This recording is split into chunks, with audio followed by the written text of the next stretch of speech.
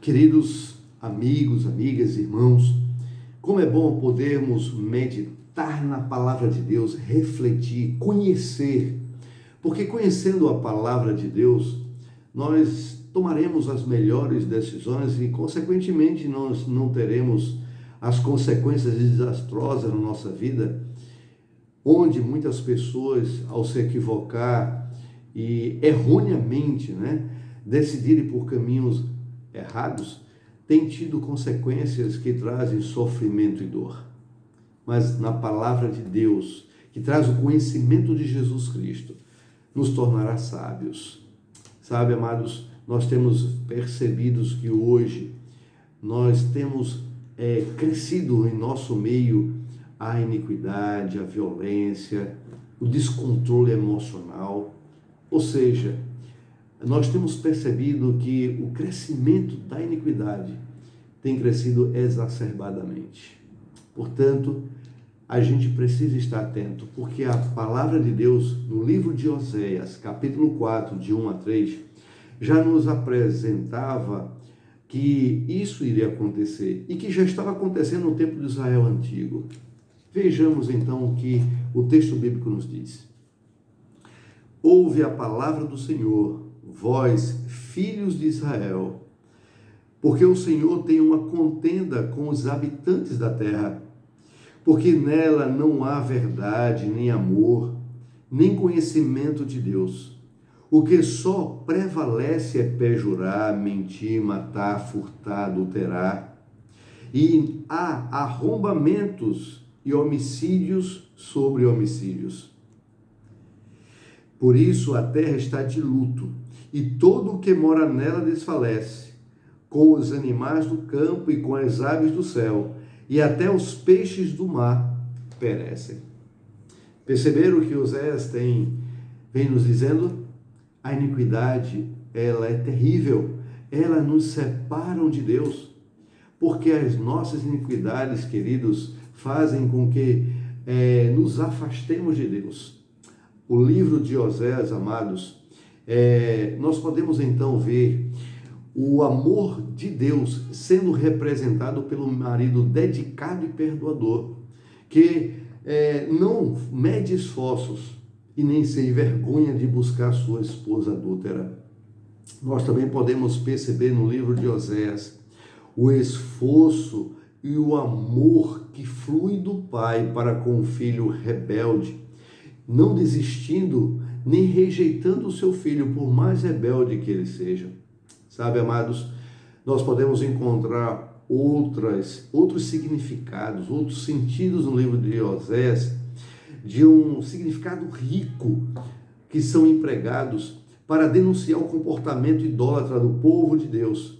São metáforas que evidenciam os terríveis resultados de alguém que escolhe se afastar do Senhor.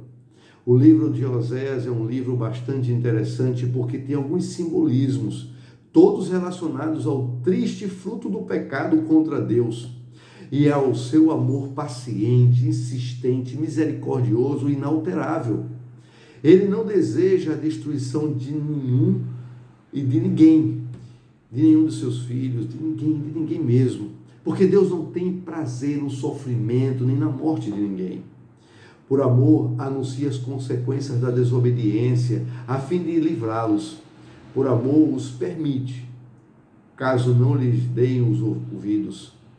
Castigos e repressões oferecem aos filhos de Deus, em todo tempo e lugar, oportunidade para reflexão e aperfeiçoamento espiritual.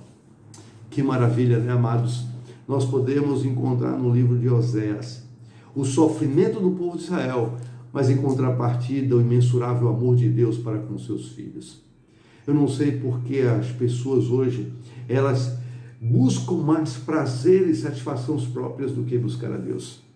Eu estava recentemente vendo uma entrevista da Andressa Urach, uma modelo, uma apresentadora, que na entrevista ela dizia que tinha dinheiro, que trabalhava muito, chegava até a vender o seu corpo porque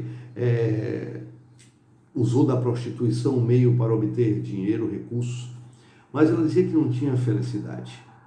e no momento de sua vida ela encontrou a Cristo.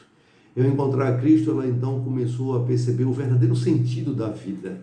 Hoje, queridos, ela não precisa fazer nada negativamente para obter dinheiro, recurso. Ela tem, o recurso é menor hoje na vida dela, mas ela se diz feliz, porque hoje ela tem a Jesus. Algumas pessoas hoje, elas se sentem dessa forma. Por mais que tenham dinheiro, mas elas não têm felicidade. E tem pessoas que têm poucos ganhos, mas têm a felicidade. Sabe por quê, queridos? Porque tem algo dentro de nós que somente é preenchido por Deus, é preenchido por Jesus. Quando a gente vai, por exemplo, para um pensamento de John Stott, ele diz assim: a fé que aceita Cristo deve ser acompanhada pelo arrependimento que rejeita o pecado. Se o arrependimento verdadeiro não rejeitar o pecado, queridos, nós não estamos no caminho certo. Eu me recordo, amados, de que meu pai, quando eu era adolescente, ele falava que no início do trabalho dele, que ele começou a ganhar seus salários e quando começou a receber, quando estava com a família, o dinheiro ele rendia, por mais que fosse um salário mínimo. Mas quando ele passou a ganhar mais, parece que o dinheiro não dava para nada. E sabe por quê? Porque as pessoas passam a gastar com coisas supérfluas. E na realidade, a mesma coisa acontece com relação à busca na nossa vida hoje. Nós deixamos de buscar o melhor, que é a palavra do Senhor, para buscar coisas pequenas que não têm muito sentido na nossa vida, que traz felicidade momentânea. Jesus está voltando, amigos.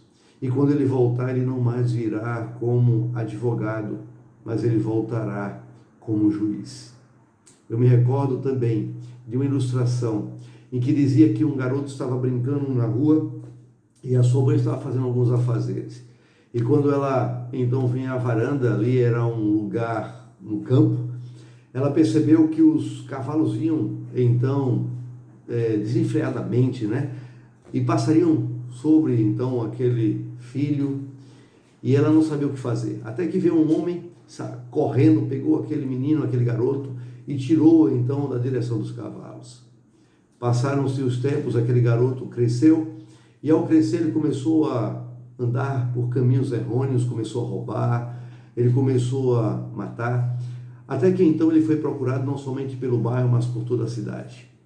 E no dia do seu julgamento, porque ele foi preso, ele então ali cabeça baixa, ele começou a perceber quanto tempo ele tinha de oportunidade e ele não mudou de vida. Até que ele percebe que o homem vestido de preto estava diante dele, ele levanta a cabeça e ele percebe que é alguém conhecido. E ele se lembra que era justamente aquele senhor que havia salvado ele quando ele era garoto. Então ele fala para aquele senhor: Senhor, o senhor não está lembrando de mim? E aquele senhor disse: não. Ele falou: o Senhor me salvou, e contou então o que havia acontecido. E ele disse: Senhor, o Senhor me salvou uma vez, salve-a novamente. Aquele senhor então, olhando para aquele rapaz, disse: meu amigo, naquela época eu era um advogado, e como advogado eu tive a oportunidade de lhe salvar. Mas hoje, como juiz, eu tenho que dar a sentença que seus atos merecem. Assim, queridos, é com a vinda de Jesus. Hoje ele é o nosso advogado. Se nós nos arrependermos e formos até ele, ele diante do Pai irá nos proteger, irá nos representar e nos absolver. Mas um dia ele voltará na nuvem do céu, não mais como advogado, mas como juiz, para retribuir a cada um conforme as suas obras, que sejam boas ou más. Pense nisso. Por mais que esteja crescente a iniquidade, nós podemos estar livres simplesmente pelo fato de dar atenção à palavra de Deus, porque é a palavra que vai nos livrar de decisões erradas. Que Deus te abençoe, que Deus te guarde e que Deus te ilumine sempre, para que você escolha sempre o melhor. E o melhor é estar aos pés do Salvador. Que Deus abençoe. Amém.